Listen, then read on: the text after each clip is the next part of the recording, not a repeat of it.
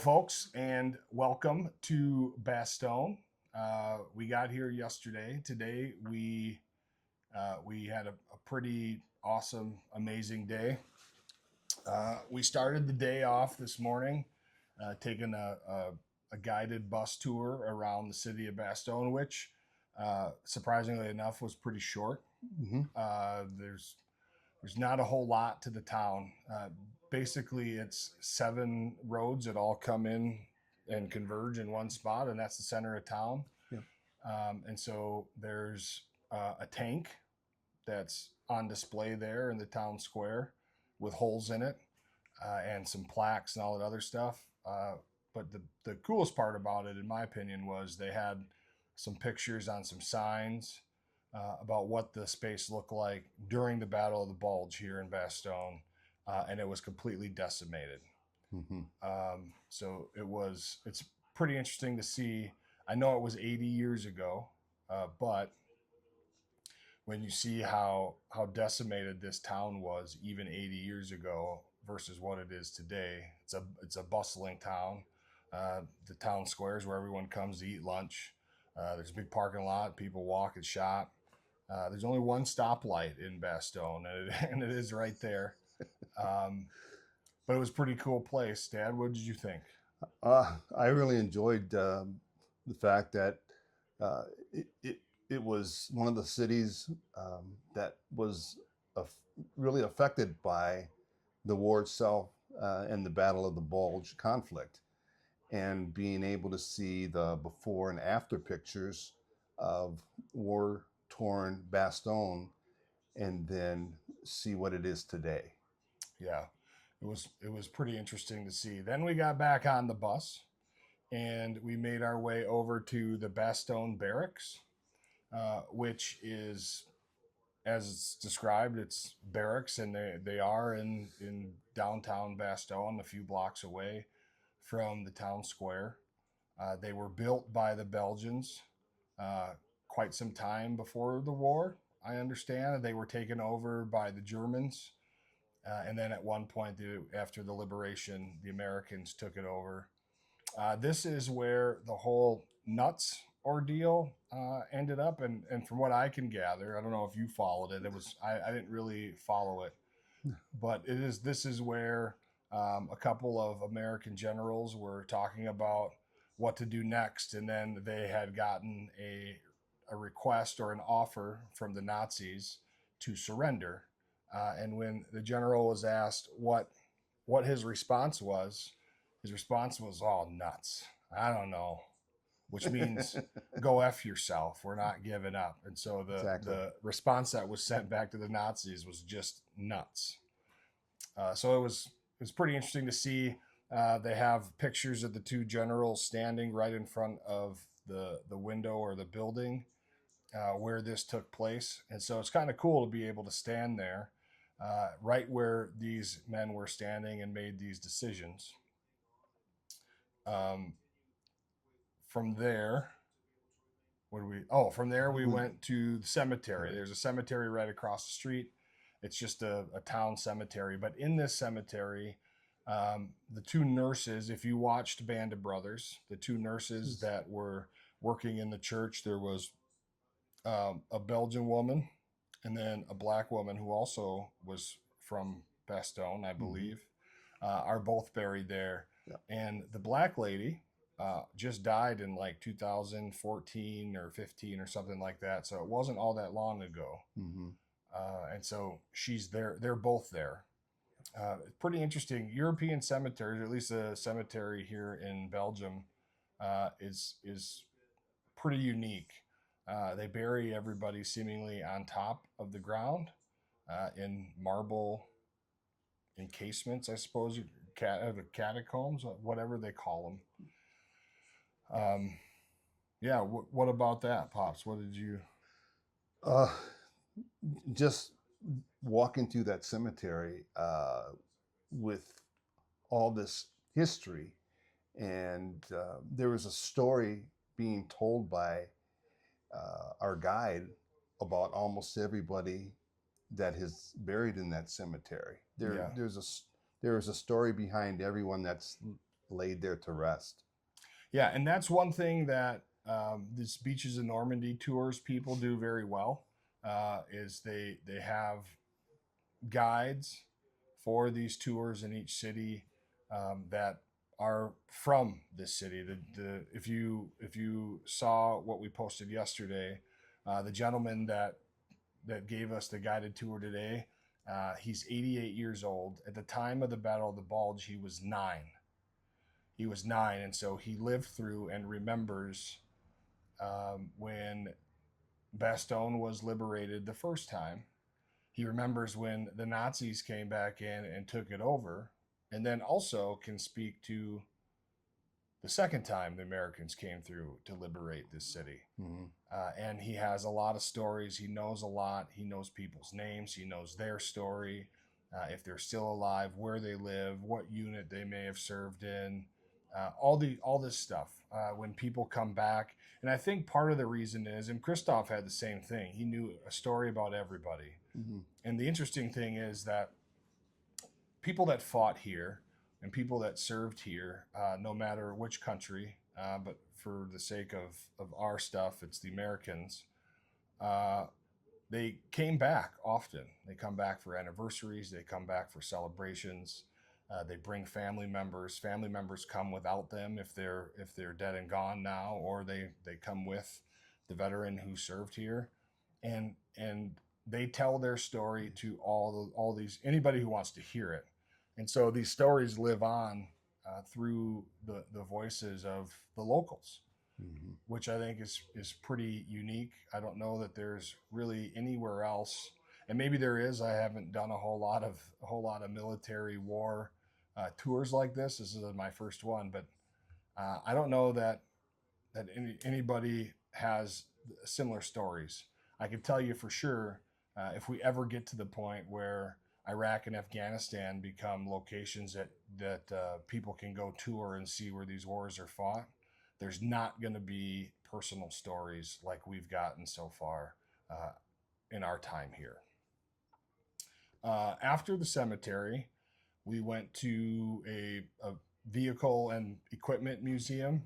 Mm-hmm. So an interesting thing that they do here in Bastogne is they take all of the vehicles and equipment, artillery guns, tanks, trucks, jeeps, any kind of military equipment that was used here that was found, they restore it.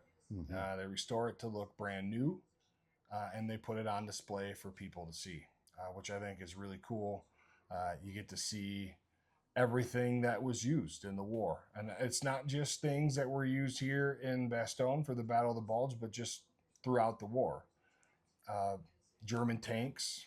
I think that German tank was pretty cool. Very, yeah.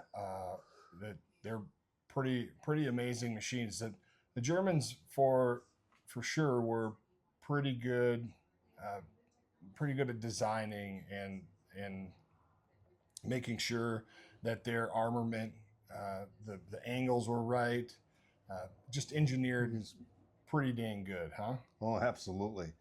And not just the Germans and their weaponry and their equipment, but they also showed equipment and weaponry from the Americans, the Brits, and also the French. Yeah. So, and our guide, I'm really sorry, I cannot remember his name. I couldn't pronounce it earlier today either, and I feel really bad because he's an amazing fellow. But he had pointed out a Sherman tank that was the actual tank that he watched roll through his small little town, just like a mile northwest is where he grew up from Bastogne. And this was the tank. He was talking about how he used to play on this tank when it was dead, wasn't moving, but he was a kid, and before it got towed out of wherever it was resting, him and his buddies would play on and around this tank in their hometown after the war. And here it is, restored and sitting in a museum for everyone to enjoy. But that's what I mean, like these connections and these personal stories that you get to hear from folks is just kind of puts it all into perspective a little more, and helps you to just feel what happened here. So I thought it was really neat. Was there a vehicle, Dad, that stuck out to you, or a piece of equipment that was cooler than all the rest? There was a couple of anti-tank guns that looked pretty awesome. Pretty mean, yeah. Yeah, and I think there was an 88 howitzer. Yep. That that that was a huge piece of weaponry in itself. Yeah, well, the one that shoots the 155 millimeter rounds, Yes. huge. Yep. So, and now the other thing that I was really interested in is that we were able to go to the forest where the Battle of the Bulge had taken place. Yeah, the Foxholes. Exactly. And what an amazing feeling that was in reference to the history behind it all. There were stories behind the foxholes. We were able to see them. We were able to put ourselves in them. And that was something special to me, knowing that after seeing what our troops had gone through, not only trying to stay safe and alive, but also having to fight the sub-zero conditions while fighting that war. And Yeah. just being there, that was all felt. I felt that. Yeah, if you watched Band of Brothers, I think there's 2 episodes, maybe even 2.5 episodes, where they're sitting in the forest and it's cold as hell, and they got no food, they got no ammo, they don't have winter clothes, they can't start fires because of light discipline reasons, Mm-hmm. and they're just kind of sitting there waiting for the next shelling, or waiting for the next artillery rounds to drop. And man, it's a very somber place. And then you get to the edge of the forest and you can see there's a few more foxholes that are overlooking the city of Foy. And yeah, you close your eye. I'm at a loss for words, man. It's very, it just makes it so much more real. It makes it way more than just a movie. It makes it way more than just an HBO series, or a book, or a YouTube video. Um, Being there and sitting in that foxhole or foxholes, knowing that that's where these men were at. Um, Many died there on that ground, and they have it all fenced off, so they're trying to preserve it. So in Mm-hmm. order to get in there, you have to, you know, pay your admission to the Bastogne War Museum in order to gain access to the. So not anybody can't just go in and walk around and sit in them and carry on. And so they're trying to do what they can do to preserve that spot, which I think is a really good idea, because Mm-hmm. it's a pretty pivotal point in the history of the war, and what happened here in this town. So if you're a history buff, if you are in the military, or if you are uh, like military, the movies, whatnot, you need to come out here and see this. You have to come out here and feel it. You have to come out here and put yourself in this environment, because it's very moving, and it's, to me, it's something that I will never ever forget. It's powerful for sure. And then before we left the forest, the guide, man, I really wish I could remember his name. God dang Yes. it. He told us his personal story, the full story of the first liberation, and then the Nazis taking it back, and the second liberation, and he just shared with us his whole story, everything he remembers, and it was extremely interesting.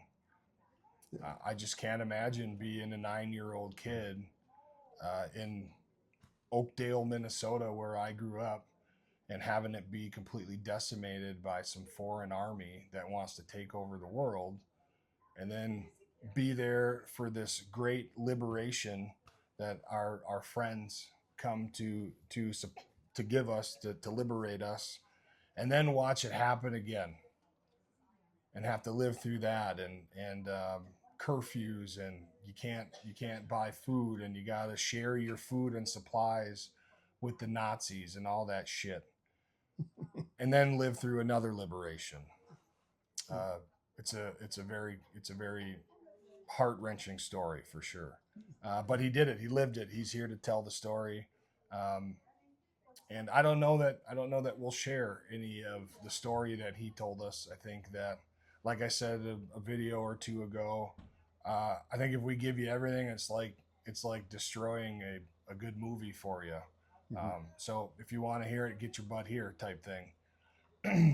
So then we left the forest, and we came back to the town square for lunch. We had a 2-3 hours to ourselves to walk around town and have lunch. We chose to, with a couple other people on the tour, to go to the Airborne Museum, which we're in our hotel room, so you can see it's all wide open. But the Airborne Museum is like right there. Right It's down the street and it's around the dark. You corner. probably can't see, but it's right there. And so we took the 2-minute walk down there and walked through the museum. And the one thing that stuck out to me about this Airborne Museum is that the mannequins that they've made to put these uniforms on, and they put them in different scenes from the Battle of the Bulge. They look real. In fact, if you're not paying attention and you walk around a corner, you're going to swear you're going to run into somebody or they're going to slap the shit out of you, because they're very well done. Did you go? And in the basement they have a bomb raid simulator. Did you go down there? No, I didn't go down there. Yeah, I didn't go down there either. I don't know that I want to sit It's through kind the bomb raid simulator. Yeah. But they had uniforms, they had weapons, they had stories, they had big display cases full of like every type of cigarette that was consumed by soldiers on both sides here. Yes. All the different coffee, all the different shaving supplies. World War II Barbasol looked just as horrible as it does now. All that stuff. It's just really good to connect all the dots, and it's not just a bunch of dudes in some uniforms running through the forest, sitting in some foxholes, shooting it out with the Nazis, but you really get to get down and feel and see and imagine everything that they had, down to the chewing gum, for Pete's sake. A lot of personal items that these troops had, letters from home, which I don't know if it's in my opinion, I don't know if it's a great thing to be posting people's personal letters from home, even though it's a long time ago, they're dead and gone. I didn't read any of them. I feel like that's not any of my business. What these men were writing to and from their girlfriends or wives or parents or whatever. But they do have them on display if you're interested. Mm-hmm. So after that, before we left there, we got to see on the sidewalk there is another structure built. The building next door. There's a big archway and a door. There's bullet holes on top of the door.